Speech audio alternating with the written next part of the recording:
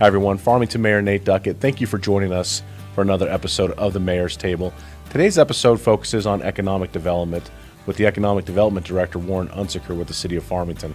Before we get into that, though, I want to make sure that I share with you how excited I am about the future of this community. We are working hard to make sure that we're building in public-private partnership opportunities to promote local businesses, grow jobs, and provide a future for this economy. But in that, I want to make sure that I put on you kind of the call to action for this community is that you share in that positive attitude, that you take the time to take ownership for and responsibility for all the areas of this city that you hold dear.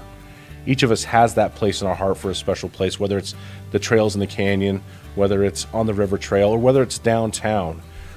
We need to take ownership for that. And so I just ask you, as a member of this community and somebody that loves living here, let's promote each other positively.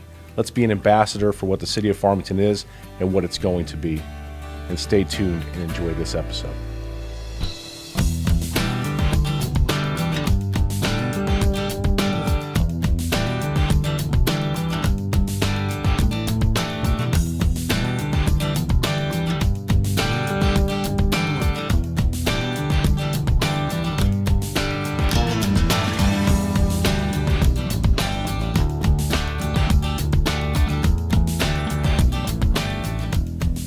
Hey everyone, Farmington Mayor Nate Duckett. Thank you for joining us for another episode of the Mayor's Table.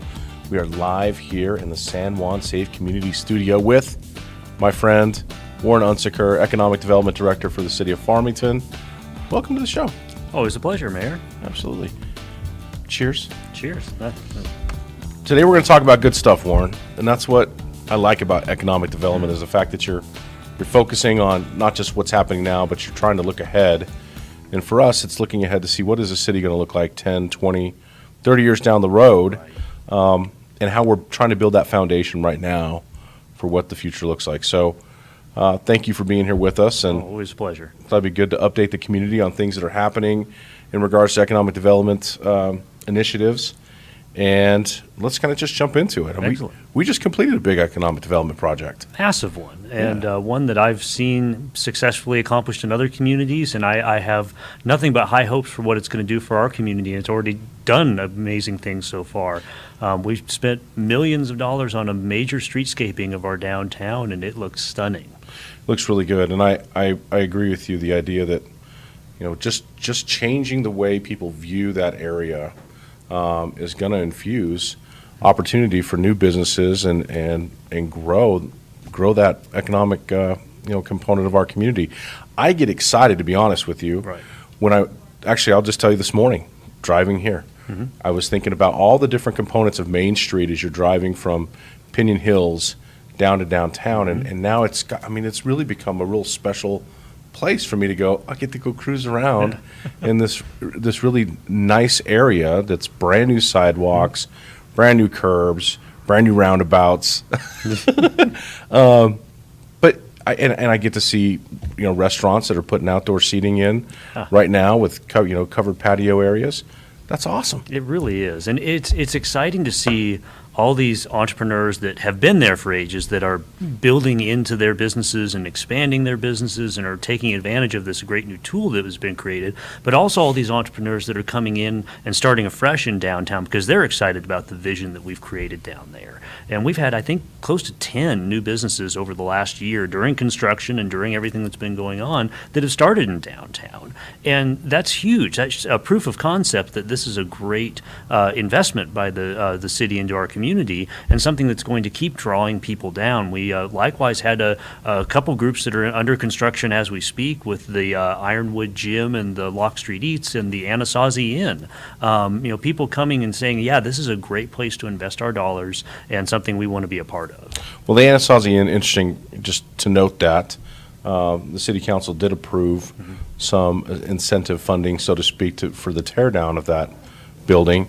The City Council's determination on that was really based upon the public dollars that had been being spent for public safety reasons there.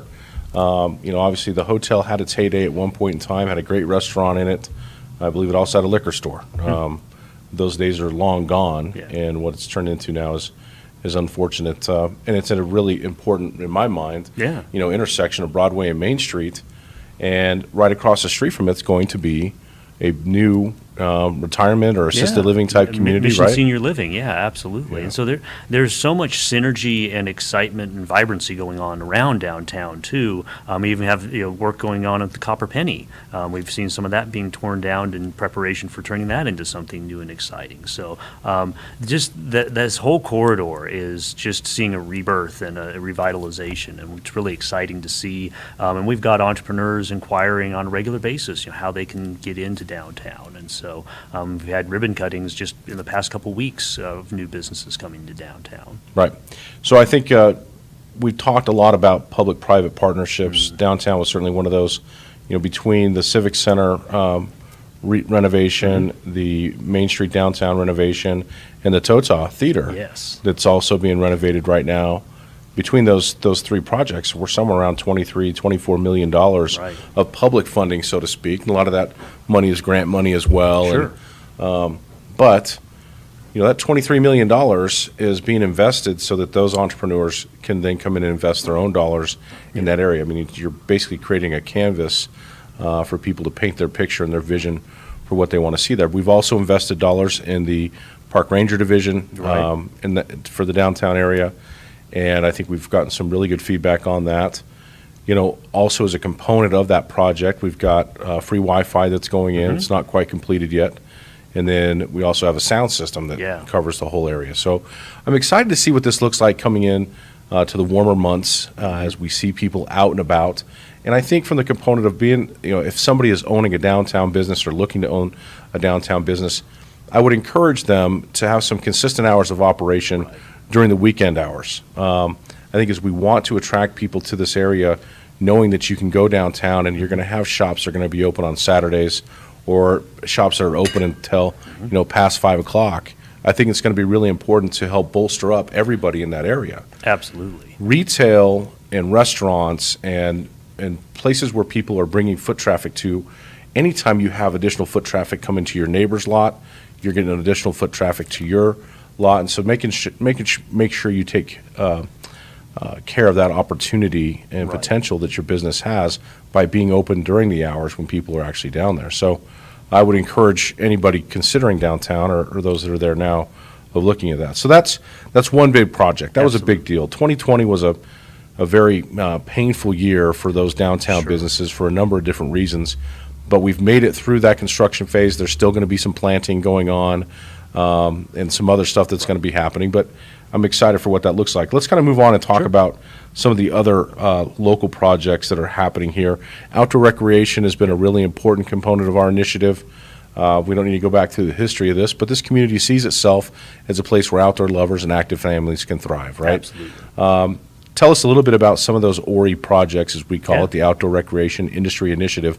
Talk a little bit about what's going on there. Sure thing. And, there's a lot of public-private partnership going into that as well, and we're very pleased to have so many user groups that are engaged in a lot of this stuff to make them happen.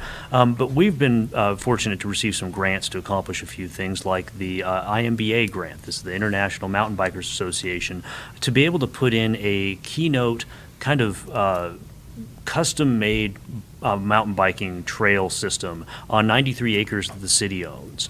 This is in North Foothills area. Exactly. Which right now we're calling the Pinion Hills, recreation area, or Foothills recreation area.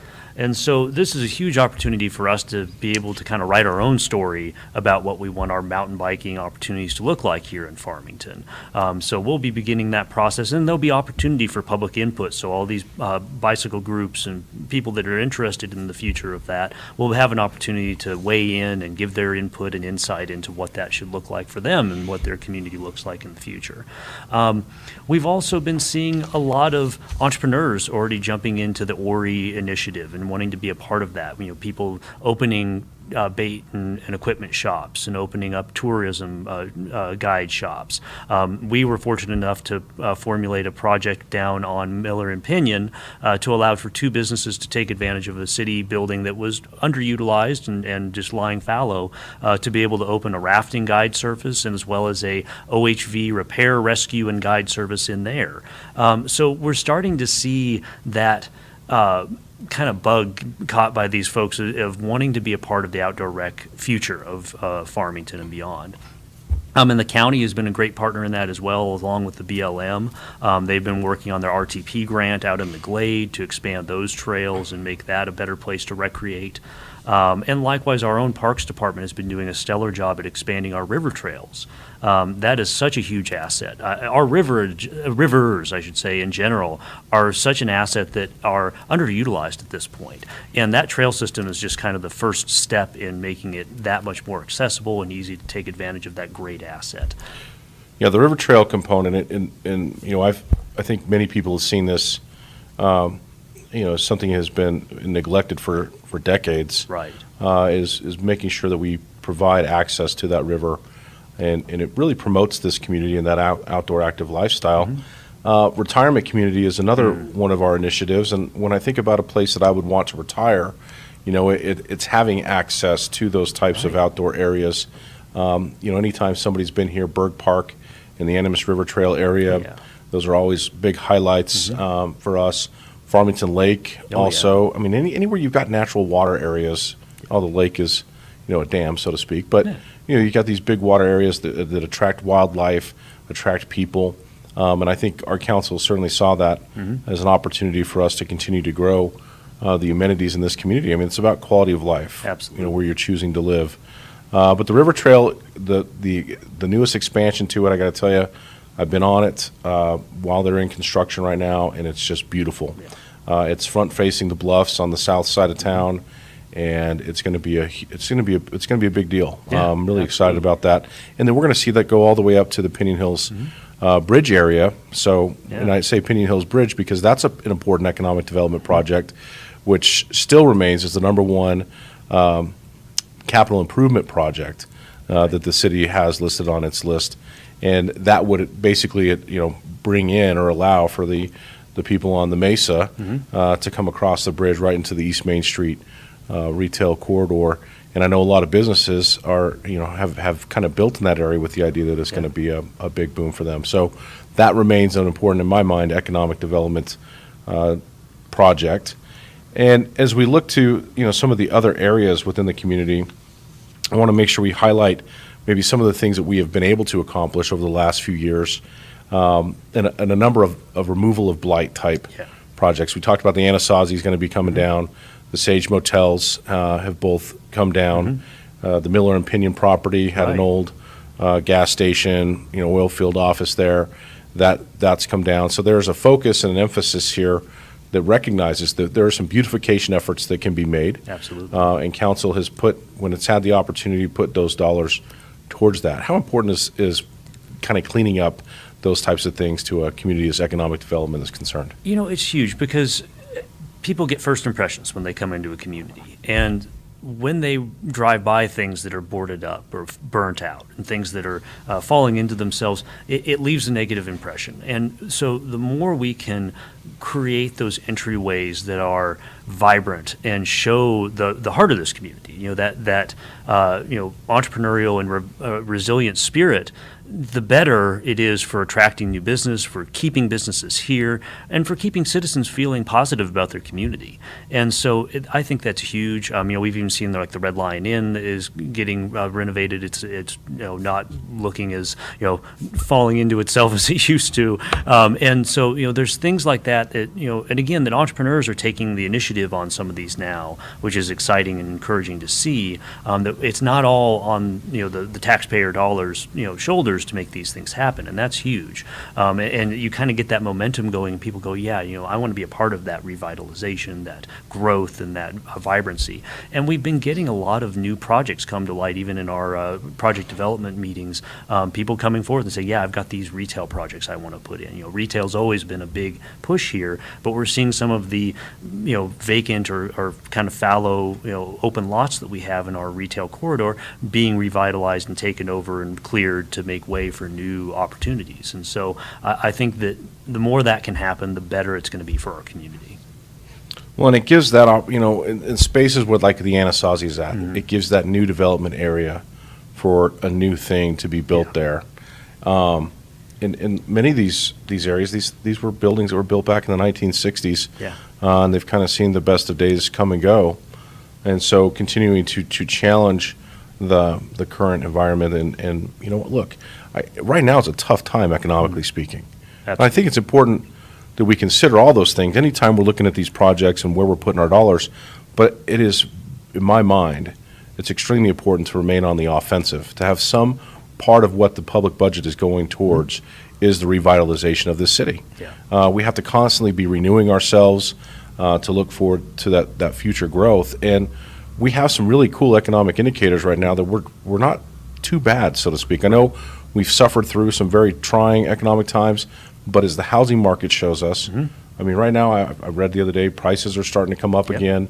It is a seller's market, so to speak. I mean, if you've got a home for sale, I understand they're moving quickly. So in a lack of inventory in the certain price ranges for homes, that we're attracting people from all across the country who are starting to hear that message that, you know, the Four Corners area is just a beautiful place to live, work, play, and stay. And the accessibility of so many of you know, God's great outdoor recreation assets can be found right here. Is there anything going on right now in the state legislature that has you excited, or maybe not so excited? I mean, I think let's stay on the excited part. Yes, let's stay on the positive side of life. Is there anything working in the state legislature right now that you think could be helpful? Yeah, well, I mean, first and foremost, the $200 million business assistance program that was just passed is huge. You know, that's something that is, we're always looking for ways to help our businesses survive and thrive during these times. We had the fortunate opportunity to be able to provide some funding through the city, and have likewise helped people access the federal programs, the PPP and EIDL programs and other initiatives. But the state has re-upped its efforts to put money in the hands of businesses that are struggling and that are having issues with paying their wages to their employees. And so this is huge, and it's good to see a commitment to that. But likewise, on a broader level, for things that we're trying to push for in our community, one of the legislative initiatives that I'm excited about, or have honestly been pushing for since I landed here, is the ability for us to have a little more control over the LEDA statute, the Local Economic Development Act, that allows us to create those public-private partnerships that we talked about, and expands the scope to allow us to do that for more retail-oriented business. And, you know, for us especially, retail is, in my opinion, more of a base job because we do attract a lot from the outside in. You know, we are the retail hub not only for our entire county, but for the entire Four Corners area. So the more we can draw in those experiential retail opportunities, and especially in the outdoor rec sphere, the better for our whole community and for the attraction of tourism to our community. So this statute amendment to the statute would allow us to have a little more leeway to work with retail-oriented businesses that could help us accomplish those goals. No, I agree, and especially when you look at border communities, you know, with different states and those regional hubs, retail is absolutely a base job component. You know, we would love to get a Trader Joe's, a Costco, Right. but as incentives go, and I mean, I have my own personal feelings about incentives. People want to incentivize everything, Sure. And government, you know, government's hand is found in so many different areas that it was never intended to be. But you know, through LEDA, at least we've got available funding for other big projects. Top Golf, interestingly enough, Top Golf was found to be a base job thing, and it received some LEDA funding. Yeah. City of Albuquerque also promoted that. The Facebook building in Los Lunas, was it Los Lunas? Yeah. Yeah. You know, received state funding for that, and in many of those cases, they did not create very many jobs. Right. But there was a lot of incentive for Facebook to come and build here at Topgolf. And we see that, here in our area, and I know down south as well, I've spoken to mayors in the southern part of the state that border up to Texas, that would like to have, the ability to Right. to pick and choose better where they can put that money. So I think that would be a good component as well.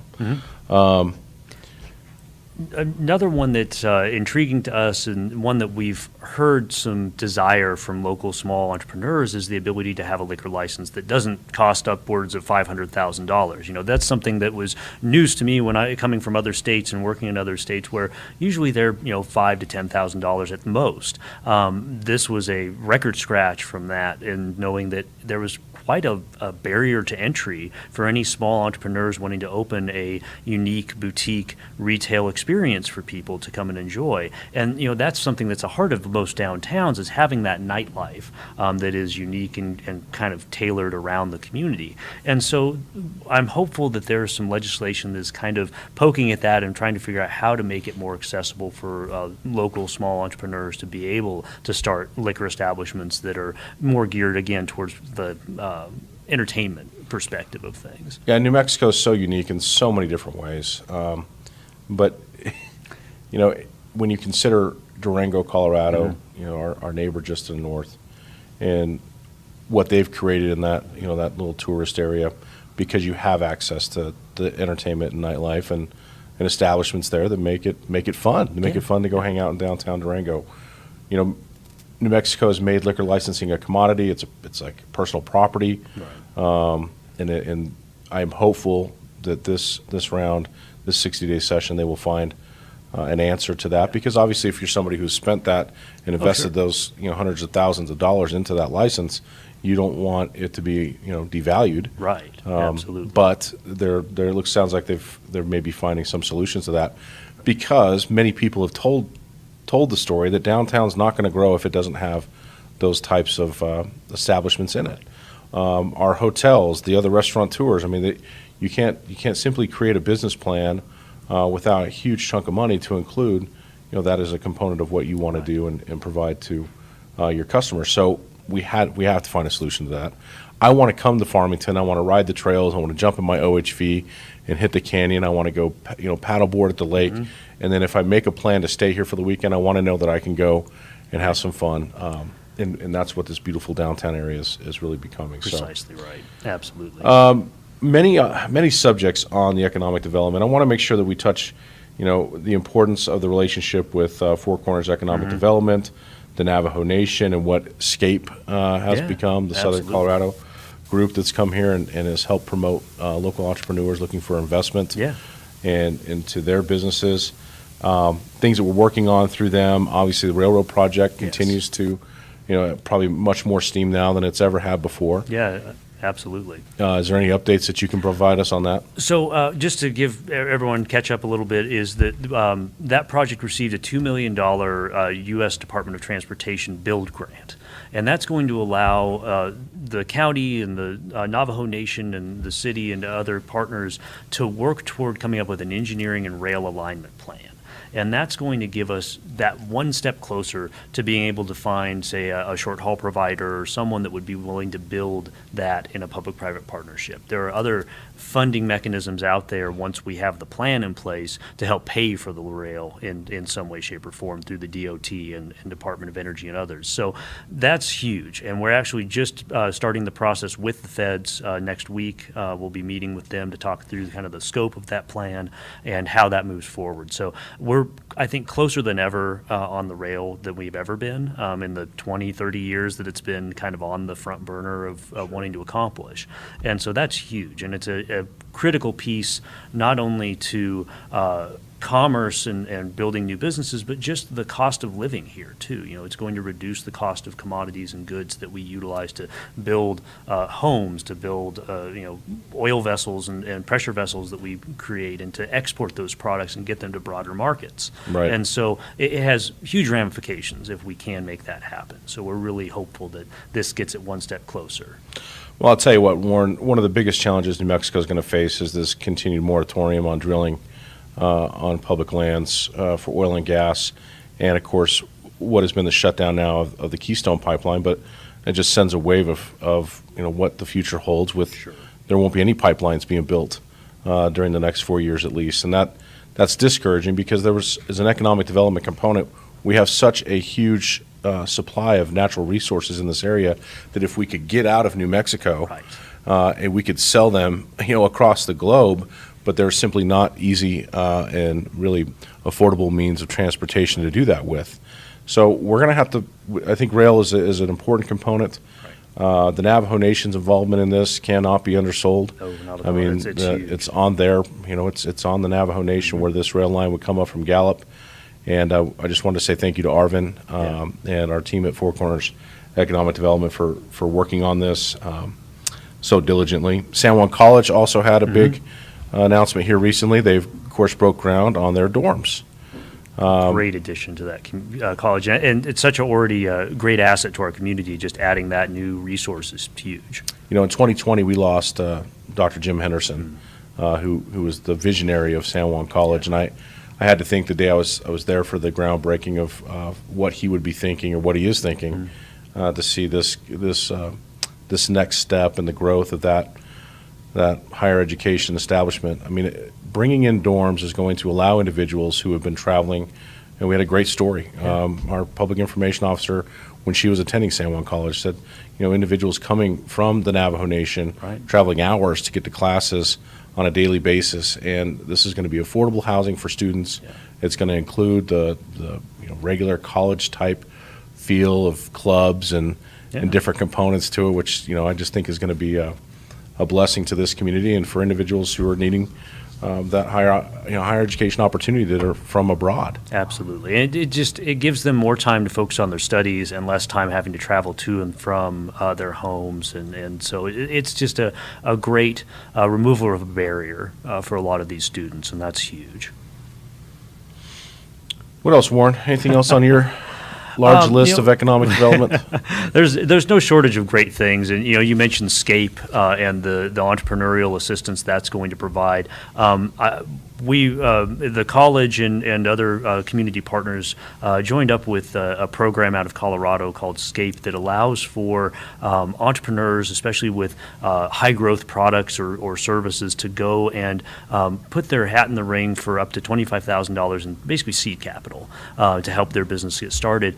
And this is a great tool by which to help these people become ready for the next phase of funding for those venture capitalists or angel investors. It helps them get their product ready for prime time, so to speak. And so it was a great synergy, especially with the resources that our college has with the makerspace and the enterprise center, incubator. It's primed and ready to help have a low-cost startup for these businesses too, so they can ramp up and become commercialized with their products. So the synergies between these programs was huge and just a perfect fit, and we're really excited to have that opportunity to help local businesses here. Yeah. On top of that also is the Broadband Initiatives that have really, I think I want to call it a wildfire, but across the nation they're recognizing the need for improved infrastructure for communication. Absolutely. And so, we've got a project, of course, from Farmington Electric Utility. We've looked at the feasibility of doing our own broadband service as kind of a utility, really, for folks. I mean, there's arguments out there being made that broadband is a public utility, and it should be and can be considered as such. Whether it should be, that's arguable. But I think if there's an opportunity there to expand that for not just those inside the city, but I would like to see us be able to reach out and touch the rural areas of the county, anywhere that Farmington Electric has a service, for us to have the ability to do that. Yeah. It's going to be important, though, in consideration of all these things, of what the future holds for communication, transportation methods. But I have to say this: what I've read and learned is broadband is going to always be a necessity. Having that hardwired component is always going to be a key in ensuring that we have high speeds when it comes to internet access and those things. So the upload speeds being important is the download speeds. So I think broadband is going to be a big thing for us. It's going to continue to be on the front of the radar as we look towards the future. Last thing I have here, Warren, and I'll let you finish up, but I want to make sure that people understand that we recognize that in economic development, it's also taking care of those important assets that you already have built. Absolutely. Pinion Hill Golf Course comes to mind just as a quick thought on that. I mean, here's a golf course that continues to receive national attention for being just an awesome outdoor recreation experience for avid golfers. Personally, I lose a lot of golf balls on Pinion, but I'm not a very good golfer. But we know that it needs some love, and there's a number of facilities in the city that are in needing of maintenance investment. And it's been a trying period since 2009 in how we've done these things, but these are areas that we're looking at, and Pinion Hills Golf Course is slated right now. We're doing a study for the upgrades to the irrigation system and the cart paths in the short term. And so I think it's important people to know. And I think from a retirement community perspective, having that that key golf course that you can go to local and it's affordable. Right. We also have, obviously, that the county has Riverview Golf Course, which is a great course. And I continue to say that, as far as, the country club goes here in town, that's just a beautiful neighborhood. It's privately owned, obviously, private golf course. But if somebody's looking for a place to relocate and they've got the means, the country club offers a tremendous experience for its club members. So we have a lot of assets here, Warren, a lot of things that we should be proud of as members of this community. Very much so. And many blessings, I think, is kind of the hub of business here in the Four Corners area. We have to continue to be innovative in finding ways for us to take advantage of that. So thank you for the work that you're doing in that regard. It's a pleasure to be doing so. It's an exciting time and opportunity for our community. Sure.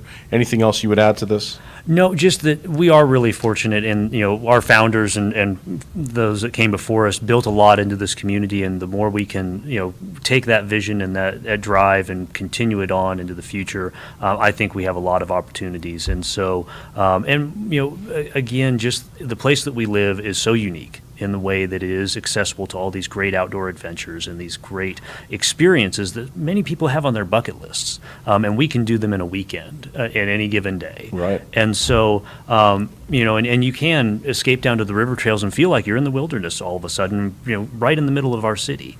And that's an experience that not everybody has. We have a lot of people right now that are having to stay, sheltered in place in apartment buildings in the middle of, concrete jungles, and they're looking envious at what we have to offer. And so I think we have a lot of opportunities and a lot to offer the broader world at large to draw them into our community. I completely agree. So for the community, how can you get involved? I think supporting local is a great way to do that. I think looking for opportunities to talk about and be an ambassador for the city of Farmington and the things that we have built here and the things that we will be building. Positive attitude and great effort, I think, are going to be the most important components of this. And I certainly, on a daily basis, want to challenge myself to try and make somebody's day out in the community, whether it's just waving at somebody, good morning, holding a door. I think as we foster that type of community, that mentality of what community is, taking care of one another is a really key. So, Warren, thanks for joining us today here. Always Economic development is critical, and we'll have you back on the show again. Perfect. Thank you, Mayor. And thank you for tuning in. We'll see you next time right here on the Mayor's Table.